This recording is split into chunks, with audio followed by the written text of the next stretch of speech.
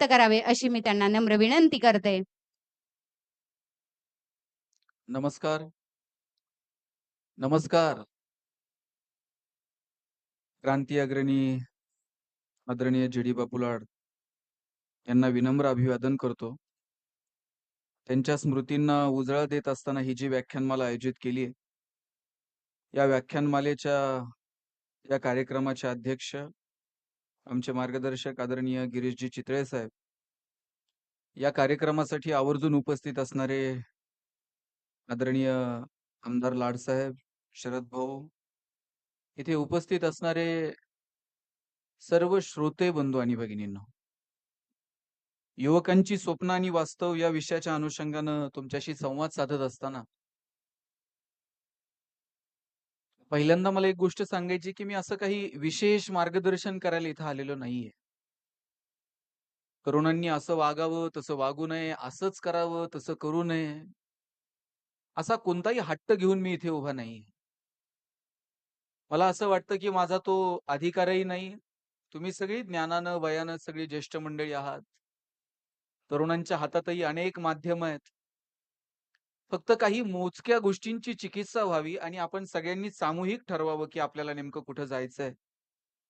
यासाठी अशा प्रकारच्या व्याख्यानमालांची, चिंतनांची, बैठकांची गरज आहे. या मताचा मात्र मी नक्की आहे. स्वप्न आणि वास्तव असं जेव्हा आपण मला फोनवर सर मला बोलत होते, की तरुणांची स्वप्न आणि वास्तव.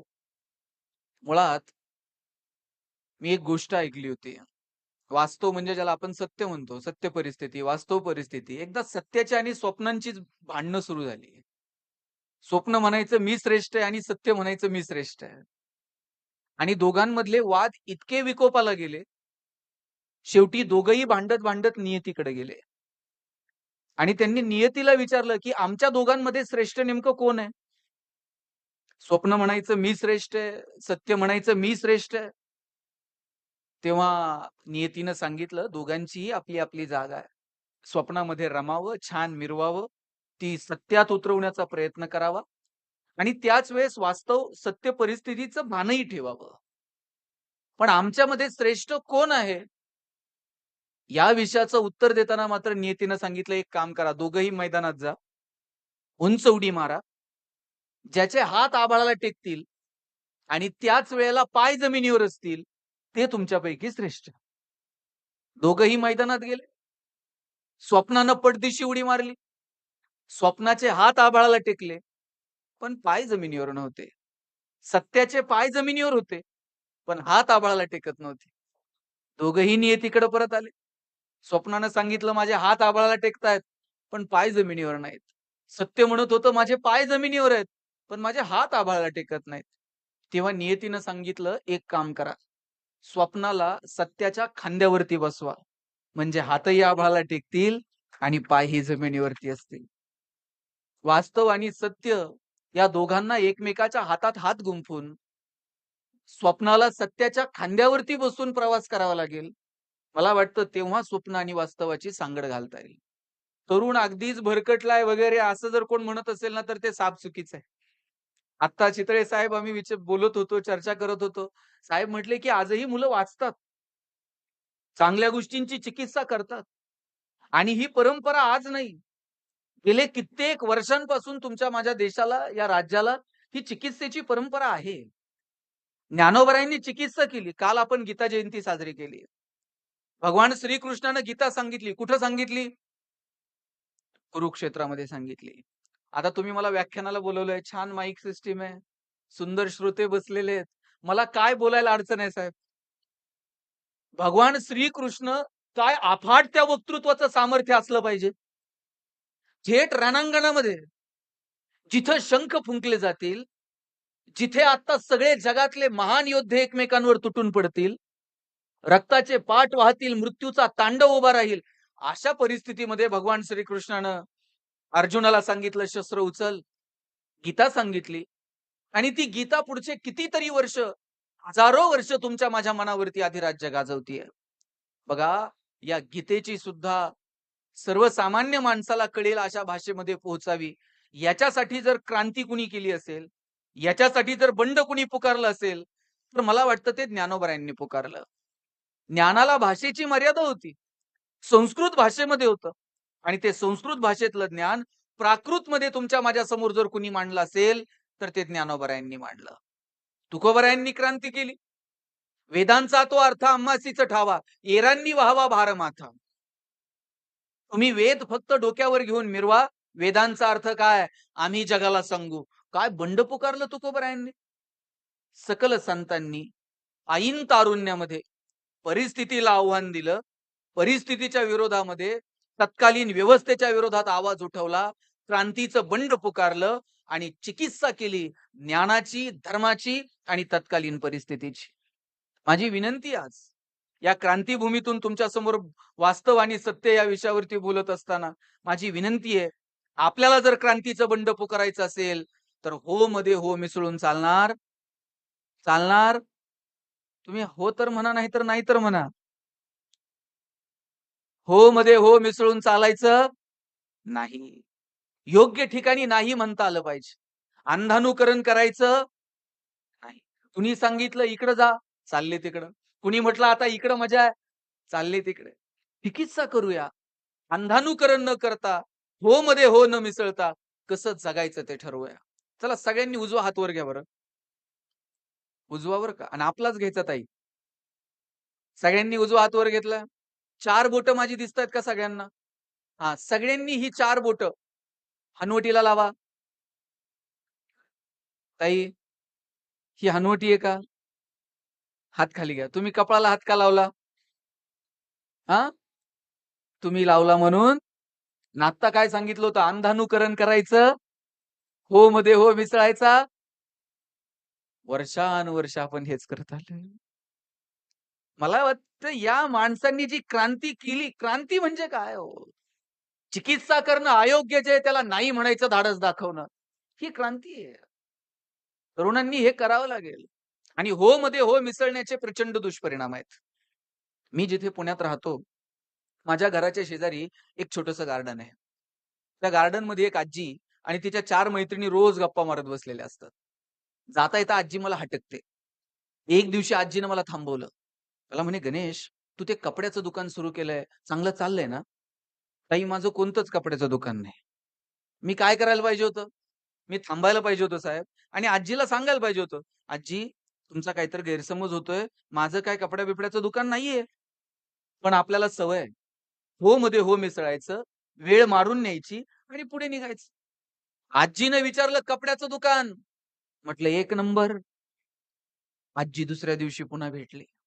मला म्हणे, "तू ते भांड्याचं दुकान सुरू केलंय?" म्हटलं, "एकदम जोरात." साहेब आजी रोज नवीन धंदा शोधून काढायची. मी रोज तिच्या हो मध्ये हो मिसळायचो आणि पुढे निघायचो. आज आजी पुन्हा भेटली. माझ्याबरोबर 4 मित्र होते. आजीबरोबर 4 मैत्रिणी होत्या. माझ्या मित्रांनी मला विचारलं त्या आजीनं मला विचारलं, "तू ते मेडिकल सुरू केलंय?" म्हटलं, "हां, छान चाललंय." माझे मित्र म्हटले, "कसलं मेडिकल? आणि कधी सुरू केलं?" मी म्हटलं, "कशाचं मेडिकल आणि कशाचं काय?" या आजीला कदाचित स्मृतिभ्रंश आहे. म्हणून आजी विसरते. बघा, मी माझ्या मित्रांना सांगत होतो, आजीला स्मृतिभ्रंश असेल आणि माझ्या कानावर आलं, आजी तिच्या मैत्रिणींना सांगत होती, "मी तुम्हाला म्हटलं होतं ना, याच्या डोक्यावर परिणाम आहे." याला काही म्हणा, हे होच म्हणतंय. हे कशालाच नाही म्हणायला तयार नाही. जिथे नाही म्हणायचं धाडस आहे ना, तिथं क्रांती हो. हो मध्ये हो मिसळून माना खाली घालून आयुष्य जगणारी तर कितीतरी लोकं जन्माला आली. आजही 140-45 कोटी लोकसंख्या आहे भारताची. हजारो लोकं रोज जन्माला येतात आणि मरतात. त्यांच्या नावाची नोंद सुद्धा इतिहास ठेवत नाही. पण काही माणसं अशी जन्माला आली, ज्यांनी व्यवस्थेच्या विरोधात आवाज उठवला.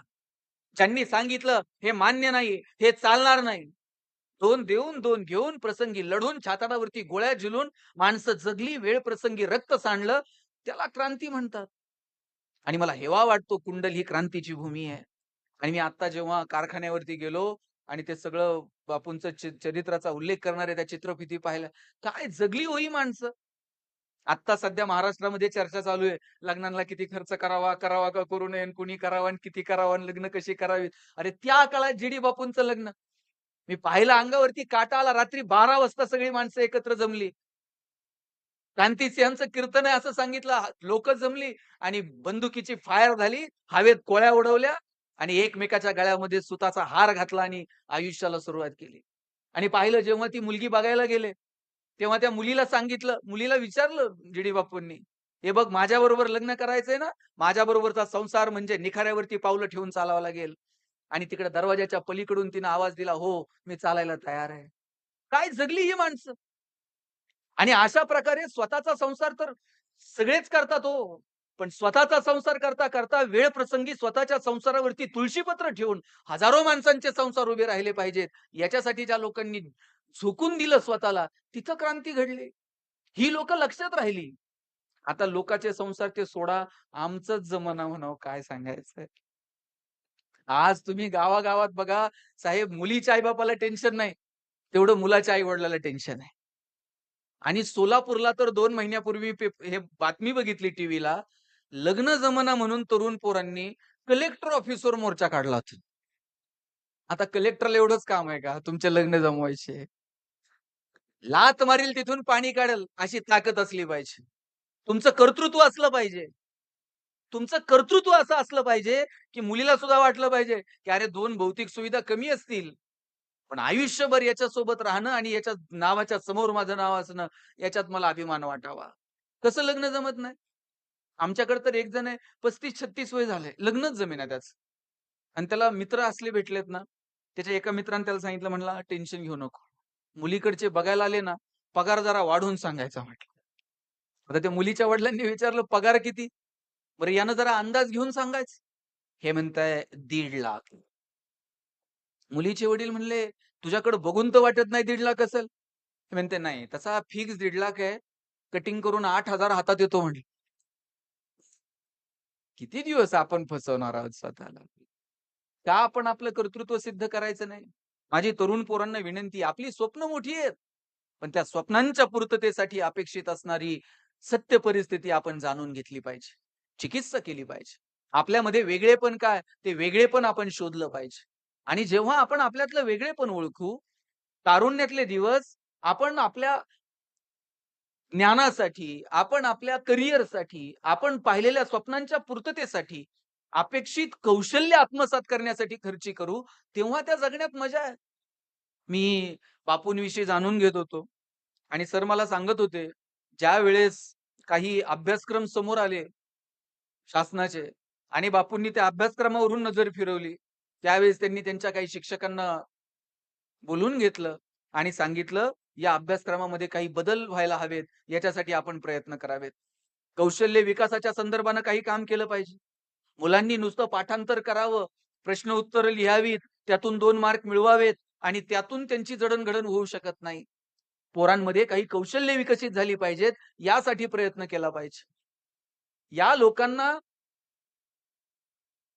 जे कळालं, ते आम्ही अजून वळवून घेतलेलं नाहीये. का मला असं वाटत नाही, की बाजारात जर टिकायचं असेल तर नवनवीन कौशल्य आम्ही आत्मसात केली पाहिजेत. जी बापूंना आणि या सगळ्या मंडळींना त्या काळात समजत होतं, की कौशल्य विकास व्हायला हवा. पोरांना तांत्रिक ज्ञान असलं पाहिजे. पण हल्ली आम्ही सगळं मार्कांसाठी करायला लागलोय. म्हणजे सगळं मार्कांसाठी. म्हणजे आई-वडील सुद्धा मार्क सोडून वेगवेगळ्या विषयांवरती पोरांशी बोलत असतील, तर ते क्वचितच. पहिलं पोराला विचारायचं असतं, "मार्क किती पडले ते सांग." आणि हल्ली ते गुणवंत विद्यार्थ्यांचे सत्कार मग सुरू झाले. 90 पेक्षा जास्त मार्क मिळाले, तर आई-वडील खुश. 90च्या पेक्षा 1 मार्क कमी पडला, आई-बाप टेन्शनमध्ये. परवा तर 2 आई-वडील भेटले. इतके टेन्शनमध्ये होते. म्हटलं, "एवढं का टेन्शन घेतलंय?" म्हणले, "पोरानं पार मथुरा पाण्यात घातली." म्हणलं, "झालं काय?" म्हणले, "महिनाभर आधी सांगत होतो, जरा जास्त अभ्यास कर, जास्त अभ्यास कर. अजून थोडा अभ्यास केला असता, 90च्या रांगेत बसलं असतं की नाही." म्हटलं, "किती मार्क पडले?" म्हणले, "साहेब सांगण्यासारखे सुद्धा नाहीत." म्हणलं, "काय तर आकडा असेल?" म्हणले, "काय त्याला 89 पॉइंट समथिंग काहीतरी पडलेत." आता त्या पोराला 89% मार्क मिळाले, याचा आनंद पोरांना त्या आई-वडिलांना नाही. पण त्याला 90 मिळू शकले नाहीत, याचं मात्र दुःख होतं. मग मी दोघा नवरा-बायकोला विचारलं, "तुम्हाला 10वीत किती होते?" साहेब दोघांच्या मार्काची बेरीज केली तरी 90 होत नव्हती. पण त्यांना टेन्शन याचं होतं, मुलाला 90 मिळू शकले नाहीत. केवळ लेकरांच्या गुणपत्रिकेला आलेली गुणांची सूज म्हणजे गुणवत्ता आहे का? या तरुणांना जर योग्य दिशा द्यायची असेल, यांच्या स्वप्नांना जर आकार द्यायचा असेल, वास्तव परिस्थितीचं आपण भान ठेवलं पाहिजे आणि केवळ त्यांच्या गुणपत्रिकेला आलेली गुणांची सूज म्हणजे त्यांची गुणवत्ता नाही, हे आई-वडिलांनी, शिक्षकांनी, समाजातल्या महत्त्वाच्या घटकांनी हे लेकरांपर्यंत पोहोचवायला नको? लांबचं नाही, तुमच्या इथले सांगली आटपाडीचंच परवा पेपरला वाचलं. काहीतरी नीटच्या एक्झाममध्ये त्या मुलीला सराव परीक्षेमध्ये मार्क कमी मिळाले. रागात येऊन वडिलांनी तिला मारहाण केली. आणि त्या मारहाणीमध्ये त्या लेकराचा जीव गेला. आता कोणती स्वप्न त्या लेकरांनी पूर्ण करायची आहेत? सगळी मुलं एकमेकांपेक्षा वेगळी आहेत. कुणाला गणित बरं वाटेल, कुणाला सायन्स आवडेल, कुणाला जिओग्राफीमध्ये इंटरेस्ट वाटेल, कुणाला लँग्वेजेस जवळच्या वाटतील. आपल्या लेकरांमध्ये वेगळेपण काय आहे ते ओळखून त्यांच्या स्वप्नांना आपल्याला घडवावं लागेल. वास्तव परिस्थितीचा जाणीव ठेवून आपण जर आपली स्वप्न त्यांच्यावरती लादायला लागलो, नाही मला डॉक्टर व्हायचं जमलं नाही, तुला डॉक्टरच व्हावं लागेल. अरे, ट्रेंड बदलतायत तसे आपण हंटर घेऊन त्यांच्या मागे उभे आहोत. नाही आता सध्या मार्केटमध्ये याची चलती तू एआयलाच ऍडमिशन घेतलं पाहिजे. त्याला नाही इंटरेस्ट. हां, त्याला तुम्ही दिशा द्या, चांगलं वाईट समजावून सांगा. पण लादणं हे त्यांच्या स्वप्नांच्या दिशेनं टाकलेलं पाऊल नाहीये. कसे बदलत गेलो बघा आपण. काय जमाना होता सर डी वाल्यांचा. तुमच्यात असतील 2-5 तर. आहे ना? आणि डी-एडला नंबर लागला तेव्हा काय हवा होती गावात. आणि दोघं नवरा-बायको जर संस्थेवर नाही तर जिल्हा परिषदवर चिटकले, परत त्यांनी मागं वळून बघायचं नाही. आज डी कॉलेजेसची अवस्था काय? बहुतांशी डी कॉलेजेस साहेब आता बंद आहेत. त्यानंतर इंजिनिअरिंग वाल्यांचा बूम होता. गावात एखादाच इंजिनिअर असायचा. गावात जर पाहुणे आले आणि कुणी जर विचारलं ना, इंजिनिअर साहेब कुठे राहतात? सगळं गाव पाहुण्याला इंजिनिअरच्या घरी नेऊन सोडत होतं. आता तुम्ही गावात जाऊन विचारा, इंजिनिअर साहेब कुठे राहतात? ते म्हणते नाव सांग. प्रत्येक घरात 4 आहेत. आणि आफ्टर कोविड आता मेडिकलचा बूम आहे. प्रत्येक आई-बापाला वाटतंय पोरगं मेडिकलला गेलं पाहिजे. नाही भारतात नंबर लागला, रशियात जाऊ द्या. पण त्यानं मेडिकललाच गेलं पाहिजे. बरं आई-बापाच्या डोक्यात असं नाही हां. याला जरा मॅथ्स, फिजिक्समध्ये इंटरेस्ट आहे, म्हणून यानं इंजिनिअरिंगला जावं. याला जरा बायोकेमिस्ट्रीमध्ये इंटरेस्ट आहे, म्हणून यानं मेडिकल असलं काय नाही. त्यांच्या डोक्यात एकच आहे, पोरगा एम त्याला पोरगी एम दोघांचं हॉस्पिटल आणि नंतर मेहुण्याला मेडिकल. तुमच्याकडे कसं असतं? ते मेहुण्यालाच द्यावं लागतं हल्ली. ते अलिखित नियम आहे. आम्ही याच्या पलीकडे जायला तयार नाही आहोत. पोरं हुशार आहेत. पोरांमध्ये प्रचंड एनर्जी आहे. तरुणांमध्ये प्रचंड ताकद आहे. गरज आहे त्या तारुण्याला योग्य दिशा देण्याची. एनर्जी कॉन्झर्वेशनचा नियम आहे. एनर्जी नव्यानं क्रिएट होत नाही आणि ती डिस्ट्रॉय पण होत नाही. ती फक्त एका फॉर्म मधून दुसऱ्या फॉर्म मध्ये डायव्हर्ट होते. एखादा फॅन असा फिरताना दिसतोय, तेव्हा काय होतं? त्या पोटेन्शियल एनर्जीचं रूपांतर कायनेटिक एनर्जी मध्ये होतं. तरुणांमध्ये प्रचंड ताकद आहे. त्यांनी त्यांची त्यांची काही स्वप्न बघितलेली आहेत. पण गरज आहे त्यांच्या एनर्जीला योग्य दिशा देण्याची. त्यांच्या कष्टाला दिशा देण्याची. कष्ट करण्याची ताकदही पोरांमध्ये आहे. पण त्याला दिशा देण्याचं भान आपल्या सगळ्यांमध्ये आहे का? हा प्रश्न स्वतःला विचारला पाहिजे. मी एका कार्यक्रमात म्हटलं, कष्ट करा. कष्टाशिवाय यश नाही. दिसेल त्याला मदत करा. आपले हात कुणाच्या तरी मदतीसाठी सरसावले पाहिजेत. आपले पाय कुणाच्या तरी मदतीसाठी धावले पाहिजेत. पोरं भारावून गेली. त्यांच्या डोक्यात एकच, कष्ट करा. दिसेल त्याला मदत करा. घरी निघाले होते. एकानं असं एक घर जाळताना बघितलं. डोक्यात विचार, कष्ट करा. दिसेल त्याला मदत करा. आग लागलीये घराला. स्वतःच्या प्राणांची बाजी लावली आणि पठ्ठा आगीत शिरला. दिसेल त्याला उचलायचा. आगीतनं बाहेर काढायचा. रस्त्यावर आणून ठेवायचा. 10 माणसं आगीतनं त्यानं बाहेर आणली. आणि स्वतः जेव्हा बाहेर आला, प्रचंड त्रास, प्रचंड वेदना आणि अशा वेदनांमध्ये पोलिसांनी त्याला अटक केली. हे पोलिसांना सांगताय, "अहो, मी आगीत शिरलो. स्वतःच्या जीवाची पर्वा केली नाही. आगीतनं 10 माणसं बाहेर काढली आणि तुम्ही मला अटक करताय?" पोलीस म्हणले, "मूर्ख माणसा, जी माणसं तू आगीतनं बाहेर काढत होता, ती सगळी अग्निशामक दलाची होती. ती आग विझवत होती आणि तू त्यांना बाहेर आणत होता. तुमच्या कष्टाला जर दिशा नसेल, तर ते कष्ट हिताचे नाहीत. तरुणांमध्ये प्रचंड ऊर्जा आहे. पण तिला दिशा देण्यासाठी आमच्याकडे अपेक्षित विचार आहे का? तरुणांमध्ये एनर्जी आहे. पण तिला कोणत्या वळणावर घेऊन जायचं? यासाठी आमच्याकडे काही प्लॅनिंग आहे का? एखादा पोरगा बेंचवर उड्या मारतोय.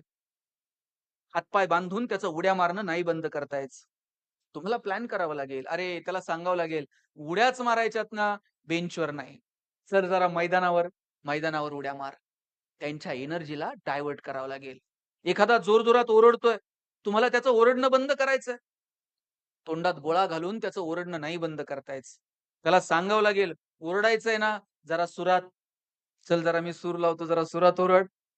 एखादा जोरजोरात शिव्या देतंय, त्याचं शिव्या देणं तुम्हाला बंद करायचंय. लाठीकाठीने ते बंद होणार नाही. त्याला सांगावं लागेल, शिव्याच द्यायच्यात ना, इथं नाही. आपण ठरवूत ना, कुठं, कधी, कशा. अजून अशी ठिकाणं आहेत जिथं द्याव्या लागतील. पण कधी आणि कशा हे आपण ठरवूयात. पोरांमध्ये असणाऱ्या एनर्जीला कोणत्या दिशेनं घेऊन जायचं, मला वाटतं याचा विचार आपल्याला करावा लागेल. तारुण्य म्हणजे नेमकं काय आहे? तारुण्य म्हणजे 60-65 किलोचं वजन, 2 पाय, 2 हात, अवयवांचं पॅकेज म्हणजे तारुण्य नाही. तारुण्य म्हणजे ज्वलंत धमन्यांचा अविरत स्पंदन, निसर्गानं माणसाला दिलेला सगळ्यात श्रेष्ठ वर. तरुणांची ताकद अशी आहे, जी स्वप्न पाहू शकतात. त्यांना वास्तव्याची जोड देऊ शकतात. त्यांच्यामध्ये कृती करायचंही सामर्थ्य आहे आणि चांगलं काय, वाईट काय हे ठरवण्याचंही सामर्थ्य आहे.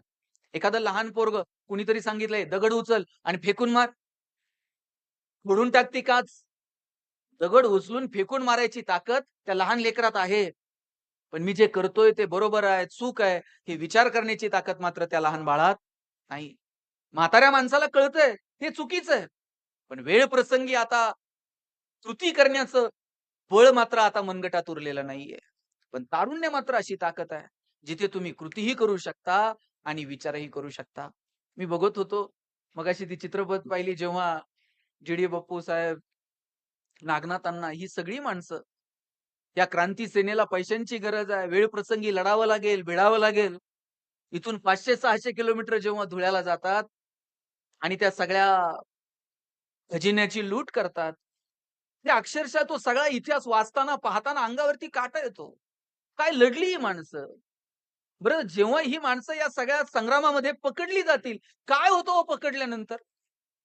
पकडल्यानंतर परिस्थिती होती का? की नाही बाबा बघा आता आम्हाला काहीतरी सोडवा. पकडल्यानंतर थेट मृत्यूच आहे. पकडले गेले तर थेट जेल आहे. या सगळ्या गोष्टींची जाणीव असून सुद्धा ज्या भूमीमध्ये आपण जन्माला आलो, तिला स्वातंत्र्य मिळालं पाहिजे. एक प्रसंग मी बघितला, की जेव्हा ते गिरणीमध्ये गेले आणि गिरणीमध्ये कुणीतरी अस्पृश्य असेल म्हणून जेव्हा त्यांच्या डोक्यावरती फटका पडला, डोक्यात आलेल्या झिंझिन्या आयुष्यभर मस्तकात राहिल्या. आणि या झिंझिन्यांच्या बरोबरीनं आपण क्रांतीचा संग्राम पुकारला पाहिजे. या विचारानं ही माणसं पेटून उठली. मला वाटतं तरुणाईमध्ये ताकद आहे. पण गरज आहे योग्य दिशेची. गरज आहे योग्य विचारांची. कोणत्या झिंझिन्या डोक्यात ठेवायच्या आणि कोणत्या गोष्टीसाठी क्रांती करायची, हा विचार तर आपल्याकडे असायला नको. आज आपण नको-नको त्या गोष्टींमध्ये इतके वाहवत गेलो, इतके वाहवत गेलो. साहेब पुण्यामध्ये मध्यंतरी पोलिसांनी कारवाई केली आणि कोट्यवधी रुपयांचं ड्रग्ज पकडलं गेलं. जे पुणे विद्येचं माहेरघर समजलं जातं. आजही जगभरातनं लोकं पुण्यात शिकायला येतात. ती गुणवत्ता देणारी शिक्षण संस्था आजही तिथे उपलब्ध आहेत, नाही असं नाही. पण जेव्हा पोलीस कारवाई करतात आणि कोट्यवधी रुपयांचं ड्रग्ज सापडतं, काय विचार करायचा आपण? बरं ही कोण पोरं आहेत? तुमची माझी खेड्यापाड्यातून इकडून-तिकडून देशभरातनं आलेली पोरं आहेत. ज्या अर्थी तिथे ते सापडलं, त्या अर्थी तिथे विक्रीची व्यवस्था आहे. ज्या अर्थी विक्रीची व्यवस्था आहे, त्या अर्थी तिथं ग्राहक आहे. ही तरुण पोरं व्यसनाच्या नादी लागणार नाहीत. चुकीच्या संगतीत जाणार नाहीत. याची काळजी आपल्याला घेता येईल का? आई-वडिलांची अपेक्षा असते, पोराच्या खांद्यावरती आम्ही जावं. दारू पिऊन गाडी चालवताना रोज 2-5 पोरं कुठेतरी धडकतात. रोज पेपरला बातमी आणि आई-वडिलांच्या खांद्यावरती जेव्हा तरुण पोरांना जावं लागतं, काय त्या आई-वडिलांची मानसिक अवस्था असेल? मला वाटतं या सगळ्या पातळींवरती बारकाईने विचार करून आपण योग्य पावलं उचलणं ही काळाची गरज आहे. मी मगाशी म्हटलं, की जी.डी. बापूंनी सांगितलं, की कौशल्याच्या संदर्भानं काम करणं गरजेचं आहे. आजही भारतामध्ये प्रचंड एनर्जी आहे. फक्त तिला योग्य दृष्टीनं, कौशल्यांच्या दृष्टीने विकसित करता येईल का? ती कौशल्य आम्हाला अंगीकारता येतील का? मी आता दुबईला गेलो होतो साहेब व्याख्यानाला आणि महाराष्ट्रातल्या पोरांनी तिथे ते व्याख्यान आयोजित केलं होतं. मला 2 पोरं भेटायला आली. हे 4-4 कोटी रुपयाच्या गाड्या त्यांच्या. आणि जेव्हा ती मला भेटली, मी त्यांना विचारलं, "कुठली रे तुम्ही?" सांगलीचीच होती. माने आडनावाची 2 पोरं मला भेटली. मी म्हटलं, "काय करता तुम्ही?" म्हणले, "आम्ही नोकरी शोधत-शोधत इथं आलो होतो. आता आमची इथं सोन्याची दुकान आहेत." मला हेवा वाटला या पोरांचा. चौकटीच्या पलीकडे जाऊन काहीतरी विचार करणारी ही पोरं बघायला मिळाली. आता तुमच्या माझ्या उद्योगाला, व्यवसायाला कोणत्याही देशांच्या भिंती उरलेल्या नाहीत. 93-95 ला आम्ही गॅट करार स्वीकारला, खुलं आर्थिक धोरण स्वीकारलं. उद्योगाला, ज्ञानार्जनाला कोणत्या कोणत्या भिंती उरलेल्या नाहीयेत. अशा परिस्थितीत आम्ही स्वप्नांची भरारी घेतली पाहिजे. आणि ही स्वप्न पूर्ण करण्यासाठी अपेक्षित असणारी कौशल्य योग्य त्या वयात आम्ही आत्मसात करतो का? याचं भान ठेवलं पाहिजे. काय काय होतं दुबईमध्ये? 84-85 पर्यंत दुबईमध्ये काही नव्हतं. फक्त तेलाचे पैसे होते. आज जगातला सगळ्यात बिझिएस्ट एअरपोर्ट दुबई आहे. जगातला सगळ्यात प्रॉफिएस्ट मॉल आज दुबई आहे. बुर्ज खलिफा म्हणून उंच इमारत आहे. शेकडो मजले वरती घेऊन जातात. वर जाऊन खाली येण्यासाठी हजारो रुपयांचं तिकीट लोकं काढतात. दुबईमध्ये आता डिझनी आलंय. जगातलं सगळ्यात मोठं डिझनी आता दुबईमध्ये येतंय. त्यांनी दुबई फ्रेम तयार केली आहे. जगभरातली लोकं जातात, त्या फ्रेमच्या तिथे सेल्फी-बिल्फी काढत बसतात. जगातली सगळ्या बँकांची कॉर्पोरेट ऑफिसेस आता दुबईमध्ये आलेली आहेत. त्यांनी रेड कार्पेट अंथरून ठेवलंय. इंटेलेक्चुअल लोकांना या, आम्ही तुम्हाला गोल्ड व्हिसा देतो. तुम्ही इथे सेटल व्हा. त्यांना माहित आहे तेलाचे पैसे कधीतरी संपतील आणि अशा वेळेला जगाला पर्यटनासाठी, उद्योग व्यवसायासाठी आपल्याला आकर्षित करावं लागेल. आज पर्यटनाच्या जोरावर दुबई कुठच्या कुठे निघून गेलं. का तुमच्या माझ्या समाजात इथं वावरणाऱ्या खेड्यापाड्यातल्या पोरांना वाटत नाही, आपण असे काही वेगळे वर्ग, वेगळी माध्यमं आपण पाहिली पाहिजेत? का आपल्याला वाटत नाही जगभरातली लोकं सांगली, आटपाडी इथं कुंडलला आली पाहिजेत? मी आता जेजुरीला गेलो होतो. 2-4 कॉलेजचे पोरं-पोरी तिथं आलेले आणि जेजुरी गडाचे फोटो काढत होते. मी त्यातल्या एकाला विचारलं, "काय करता रे सारखं फोटो-बिटो काढून?" त्यातला एक पोरगा मला म्हटला, "दादा, किती दिवस बॅनर लावायचे? चलो दुबई, चलो सिंगापूर." म्हटलं, "मग?" म्हणला, "मी दुबईत बॅनर लावणार आहे. चलो जेजुरी." दुबईतली लोकं जेजुरीत आणतो का नाही बघा म्हटलं. आणि म्हणलं, "आणून करणार काय?" "काही नाही," म्हणला, "खालून वर गडावर त्यांना पायी घेऊन जाणार. आणि एकदा का ते घामाघूम झाले, मग त्यांना लेक्चर देणार. किती कॅलरीज बर्न झाल्या." रात्री म्हणला 2-2 हजार रुपये तिकीट काढून त्यांना जागरण गोंधळ ऐकायला लावतो का नाही बघा म्हटलं. मला हेवा वाटतो, जी मुलं असं चौकटीच्या पलीकडे जाऊन काम करतायत. वर्षानुवर्ष आमच्या मनामध्ये जे बिंबवलंय ना, नोकरी, नोकरी, नोकरी, नोकरी कर नाहीतर तुझं लग्न पण होत नाही. हे पोरांच्या डोक्यातनं आता काढलं पाहिजे. का आम्ही उद्योगात यायचं नाही, व्यवसायात यायचं नाही? काय परिस्थिती आहे महाराष्ट्राची उद्योग व्यवसायाच्या संदर्भानं? टायरवाले केरळचे, किराणा व्यवसायात पटेल, हार्डवेअरची दुकानं बोरींची, बांधकाम व्यवसायात यूपीचे लोक, गवंडी सगळे बिहारचे, सुतार कामात राजस्थानी, हॉटेल सगळी दाक्षिणात्यांकडं, चायनीजच्या गाड्या पूर्वांचलचे तरुण चालवतात. बरं चला, संविधानानं त्यांना अधिकार दिलाय, कुठेही जातील, कष्ट करतील, पोट भरतील. आम्ही कुठे आहोत? कॉलेजच्या कट्ट्यावर बसून पिचकाऱ्या मारणं, प्रेम प्रकरणं चघळणं, सिस्टमला शिव्या घालणं, यात आम्ही आमचं तारुण्य वाया घातलं. माझी विनंती आहे, हे दिवस परत कधीच मिळणार नाहीयेत. हेच दिवस आहेत पाय घसरण्याचे आणि हेच दिवस आहेत उंच भरारी घेण्याचे. या दिवसात पाय घसरू द्यायचे का या दिवसात उंच भरारी घ्यायची, हे आपलं आपण ठरवायला नको? हे दिवस परत मिळणार नाहीत.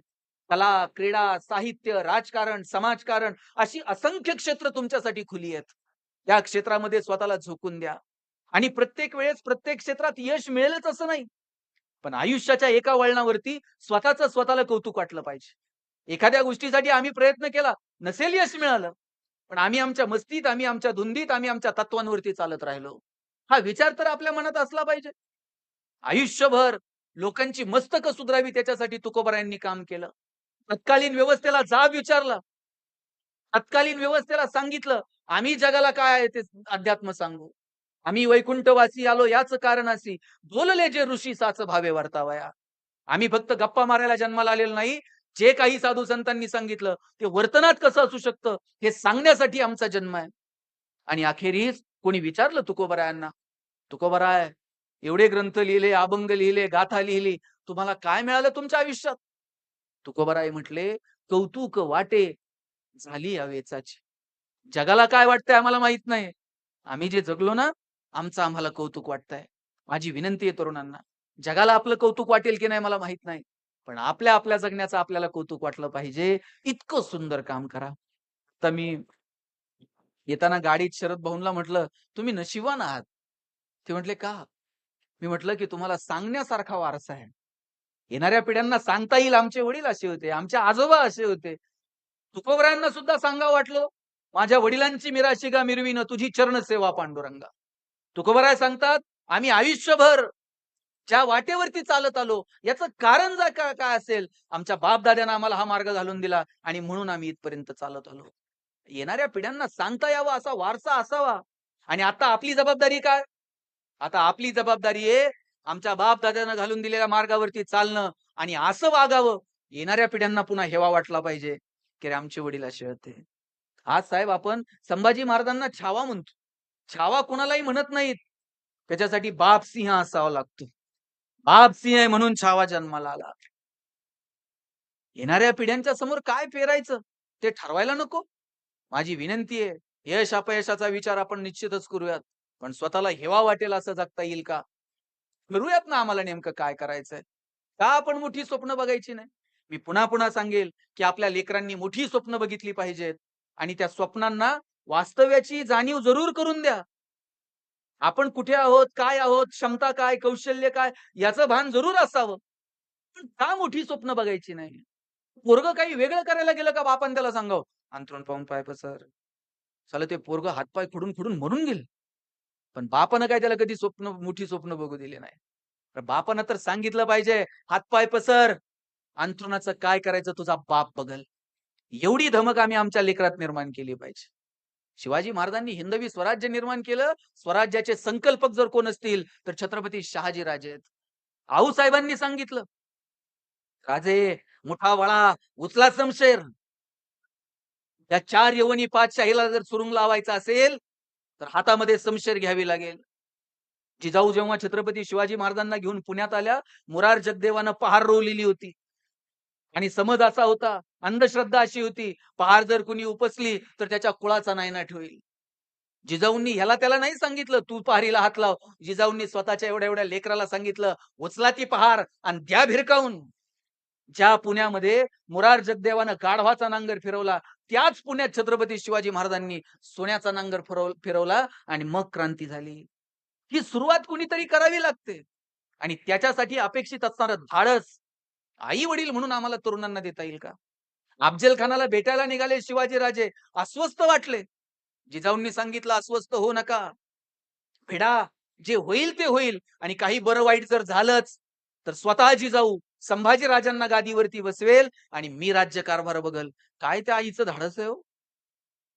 हे धाडस आम्ही आमच्या लेकरांमध्ये निर्माण केलं पाहिजे. चल लढ, मी आहे तुझ्यासोबत. चांगल्या कामामध्ये आई म्हणून, बाप म्हणून मी तुझ्या सोबत आहे. चांगल्या कामामध्ये, योग्य कामामध्ये आणि चुकत जर असशील, तर योग्य प्रसंगी कानाला पकडण्याचं धाडस सुद्धा आई-वडील म्हणून आपण दाखवलं पाहिजे.